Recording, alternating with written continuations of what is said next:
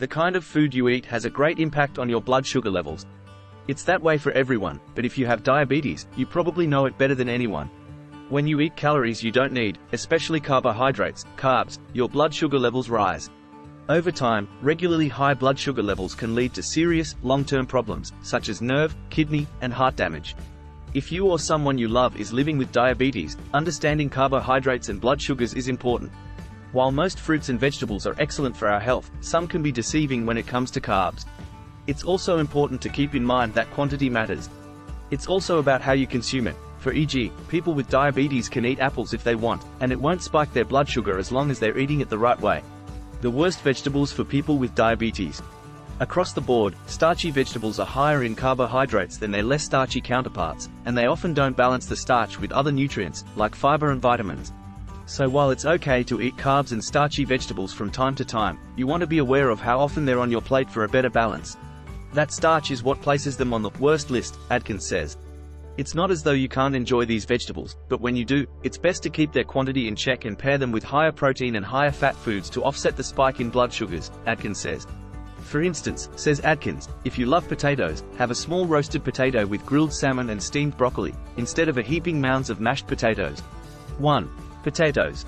Both sweet potatoes and regular potatoes are considered a starchy vegetable, meaning they contain a higher amount of carbohydrates than most veggies. While no vegetable should be off limits for those with diabetes, be mindful of the portions, says Burgess, who says one serving is generally 1 cup of roasted potatoes, a half cup of mashed potatoes, or 1 fist-sized spud. Also, try to stay away from processed potatoes like fries or chips, which can lead to mindless munching and excess fat in the diet, Burgess says. 2. Corn. Corn on the cob or a batch of elotes are always delicious side options, but proceed with some caution. Whether it's on the cob or from a can, just a half cup of corn kernels has a whopping 21-gram carb count and only 2 grams of fiber, says Atkins. If you love corn, be sure to keep the portion small, and pair it with protein and high-fiber foods. 3. Peas. Give peas a chance. Except, make sure it's in small portions. Peas are a better choice among the starchy vegetables, however, 1 cup of peas has 20 grams of carbs, Atkins says. Stick to a small portion of a half cup, and skip the split pea soups. 4. Butternut squash. This is a sneaky vegetable. We're told it's so good for us, and it is, but it is not without its caveats. Butternut squash has 16 grams of carbohydrates per cup and less than 3 grams of fiber, making it less desirable if you are strictly monitoring your carbs, Atkins says. So, enjoy that bowl of butternut squash soup, but maybe don't reach for a second portion, and make sure to enjoy a leafy green salad with it. 5. Vegetable juice. This one may come as a surprise. Green juice is as healthy as it gets, right? Well, there's one issue. This beverage lacks one key component in helping to regulate blood sugar: fiber. No matter which vegetable you choose to enjoy, it's best to eat the whole food, Atkins says. That way, you can get the benefit of the fiber, especially when counting carbs.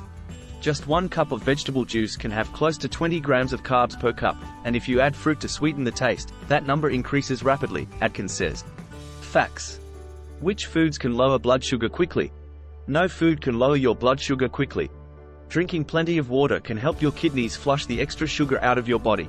You could also try a bit of low-intensity exercise, as long as your blood sugar isn't over 270 milligrams per deciliter. Exercise helps your body use insulin better, which can lower your blood sugar level. However, exercise, especially weightlifting or high-intensity interval training, can temporarily raise your blood sugar. If your blood sugar goes too high, your body may start to make chemicals called ketones. A lot of ketones in your body can make you go into a potentially life-threatening condition called ketoacidosis. You can buy ketone testing strips to test your pee for ketones before you work out.